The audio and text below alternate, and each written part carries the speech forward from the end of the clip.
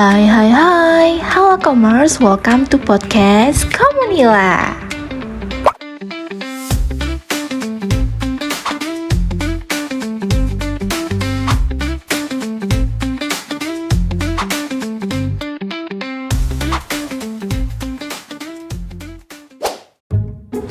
Halo Commerce, di video kali ini kita bakal bahas topik yang lagi ramai diperbincangkan, yaitu konsep child free.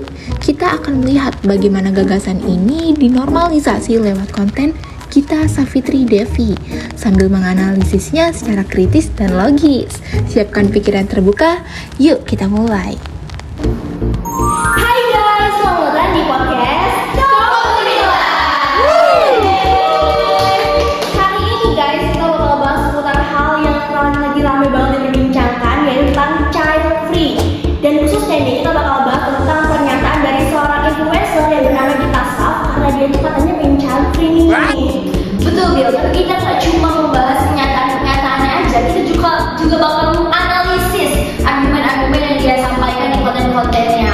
Apakah solid atau ada kesalahan logika? Pastinya lengkap banget ya kan teman-teman. Jadi santai aja, kita di sini juga itu nggak hakimin ya kan, kita berdiskusi sama-sama. Jadi stay tune sampai akhir.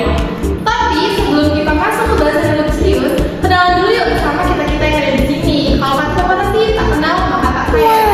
Oke, kalau kita kenalin nama aku Salsa Bilang Triaudi, kalian semua bisa panggil aku Sabil.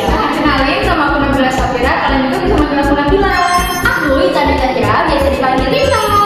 Aku Alexa Putri, kalian bisa panggil aku Al ya. Dan aku Aduin, bisa kalian bisa panggil aku Ada.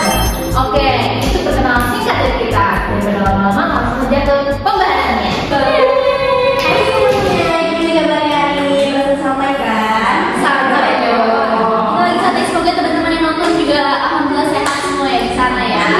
Tapi kita topik kali ini nggak main-main pembahasannya, itu tentang child free. Teman-teman di sini familiar ya sih dengan istilah child free? Familiar banget dong. Apalagi istilah child free ini kan udah beredar luas ya di masyarakat dan di media sosial saat ini. Nah udah tahu banget kan, nah ini udah jadi diskusi di mana masyarakat ini udah mengenai semua gitu kan ya. Apalagi di Indonesia ini budaya itu kalau keluarga itu yang kuat banget. Bener-bener.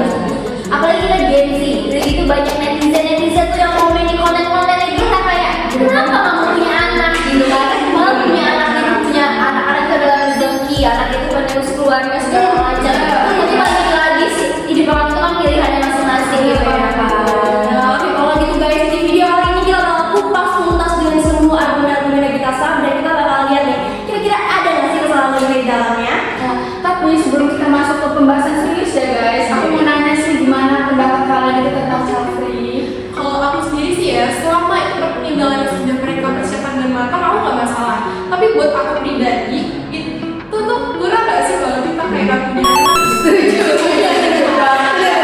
Setuju banget sih sama yang Ale bilang, kayak aku juga pribadi kayaknya kalau nggak ada anak emang gitu ya, kayaknya nggak ada bestie gitu kayaknya nanti. Cuman mungkin menurut kita punya anak tuh hidupnya pasti lebih simpel. Balik lagi semua punya persepsi pribadinya masing-masing ya teman-teman. Benar banget kata Intan, apapun pilihan kita harus tahu konsekuensinya. Langsung aja ke Argumennya. Oke, kita masuk ke argumen pertama kita guys, yaitu kita juga bilang bahwa tidak memiliki anak adalah cara alami untuk mencegah penuaan. Menurutnya, tidak memiliki anak itu bisa mengurangi stres ya guys, karena nggak dengerin teriakan anak kecil, terus juga bisa guys duitnya itu dijadiin perawat. Jujur awal dengan percayaan kakek banget yang katanya kalau punya anak, bisa nih duitnya jadi buat perawat lebih banyak atau kurang setuju itu ada sendiri gitu. Menurut gimana? Menurut aku sih ya, kalau kita analis argumen yang dilontarkan di tadi kontennya, itu menurut aku banyak banget ya kelemahannya. Karena anggapan bahwa nggak punya anak tidak berkurang stres tuh kayak nggak sepenuhnya benar nggak sih? Benar. Karena kan stres itu bisa aja datang dari pekerjaan, terus dari hubungan sama perekonomian itu bisa aja. Bener banget sih, ini mungkin ada kesalahan terlalu menggeneralisasikan gitu ya. Padahal mungkin menurut kita asumsi semua anak itu nggak semua orang tua yang stres karena anak tuh nggak umum gitu ya, nggak generasi gitu ya kan. Padahal banyak orang tua yang happy aja gitu punya anak. Padahal ini selalu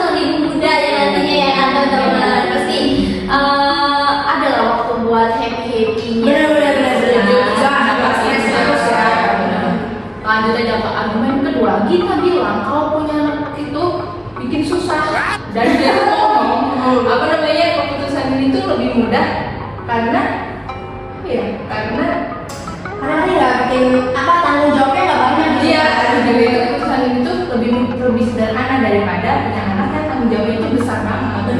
Kalau menurut aku sih ya, secara logika mungkin pernyataan kita benar, karena kalau kita punya anak tuh tanggung jawabnya jadi besar banget gitu. Kalau punya anak tuh harus mengurusnya, pokoknya tanggung jawabnya besar lah ya. Itu emang secara logika benar banget. Tapi dari secara aspek sosial, dan aspek emosional, itu sebenarnya nggak masuk logika gitu. Karena banyak orang yang beranggapan bahwa anak itu kan sebuah anugerah, dimana kalau kita punya anak tuh ada makna yang mendalam gitu pada diri kita gitu. Nah, kita masuk ke argumen yang lainnya nih. Kita juga tuh pernah bilang kalau ibu-ibu yang suka menghakimi orang-orang child free itu adalah orang-orang yang lelah dan tidak bahagia. Cuman dia tuh nggak mau ngungkapin ya. Sama-sama ibu dan jadi kasih orang dibumi ya saya. Jadi mungkin menurut aku di sini ada kesalahan Evelina ya kan. Karena menurut aku kita ini menyalahkan ibu-ibu tanpa bukti yang jelas gitu loh. Karena menurut aku tuh nggak semua ibu yang mengkritik child free itu kan bisa jadi itu memang ada perbedaan pendapat, perbedaan latar belakang, budaya dan moralnya gitu. Karena semua tuh punya persepsi masing-masing gitu loh. Ya sih, aku sih karena kita juga tuh ngomong dengan bukti yang tidak terlalu kuat gitu. Dia kayak malah sana mendukung ibu-ibu gitu kan, kayak ibu-ibu ini mah pura-pura aja, aslinya capek, aslinya mah nggak pengen punya anak gitu. Padahal dia bisa mengatakan seperti itu tuh ada data dari mana, itu nggak ada gitu. Apalagi dia menggeneralisasi kelompok yang datanya tuh nggak jelas gitu. Bener-bener dark ya. Selanjutnya kita bakal masuk ke argumen yang terakhir. Dia tuh pernah bilang bahwa anak itu katanya adalah beban, dan menurutnya anak itu adalah tanggung jawab besar yang dia tuh nggak mau membangun tanggung jawab itu. Dan sementara orang lain itu melihat anak itu kan sebagai anugerah gitu. Tapi menurut aku ya, secara logika argumen yang disampaikan sama Gita ini nggak sepenuhnya salah guys. Ada kalanya juga karena dia tuh melihat dari perspektif pribadinya. Mungkin kesalahan yang dia lontarkan tuh mungkin karena dia tuh menyebutkan Anaknya adalah beban. itu sih sama apa tuh Sama menurut aku di sini kita bilang kalau anak itu udah tanggung jawab besar dan dia tuh nggak mau membantu itu. Dan mungkin secara logika ini tuh ada potensi false equivalennya nggak sih ya karena dia membandingkan pengalamannya tanpa konteks yang sama. Nah, jadi kalau untuk pertanyaan yang dipakai secara subjektif, membandingkan langsung dengan pandangan yang lain bisa jadi kurang tepat guys. benar-benar nih kesannya tuh kayak adu nasib gitu. Jadi kedua kasus ini kayak yang mau kalah gitu dengan pendapatnya masing-masing ya.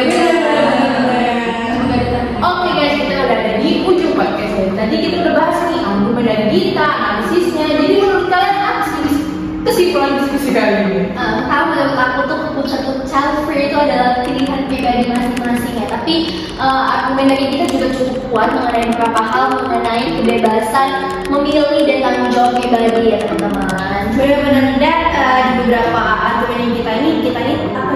Banyak terdapat banyak kesalahan logikanya gitu. Di antara itu ada tentang hashtag generalization, di mana dia tuh terlalu mengeneralisasikan terhadap sesuatu hal gitu. Terus juga dia ada kesalahan ekonominya dan juga ada false equivalent gitu. Karena di beberapa argumen yang kita saat ini dia tuh terlalu menyederhanakan kompleksitas dari sebuah argumen menjadi sangat tua gitu.